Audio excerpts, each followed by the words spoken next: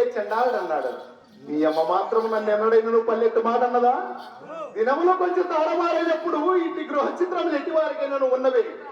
పోనిమ్ము పరిణ గోడలో పడినట్టే ఉండవు కదూ. దైవం అందులకి ఈ పూట అతన్ని తారసిల్ల చేసినాడు. నేను ఇందాక తెలుపకపోగా నా మాట పూర్తి కానిచ్చినావు కాదు. ఆ తారసిల్ల నేతడు నా బిల్వమంగళుడు. బిల్వమంగళుడరిగా ఏది కావాల కొత్తగా కర్మాధారములు, కార్యస్థానములు, మేడలు, మిద్దెలు కట్టుకొని కాపురమున్న ఆ వాసుదేవ మూర్తి గారి కుమారుడు.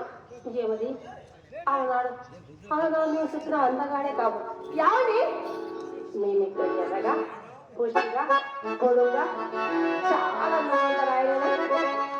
ఆయనే ఆయనే నీవెప్పుడు చూస్తుంది? నేనండి ఒకప్పుడు వేణుగోపాల స్వామి కళ్యాణ సాగించింది. ఏమండి వారు చాలా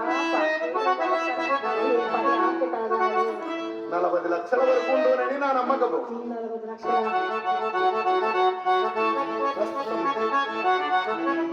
ఆ బిల్వమంగళుడు నేను ఆ దినములలో నేనే ఆతడే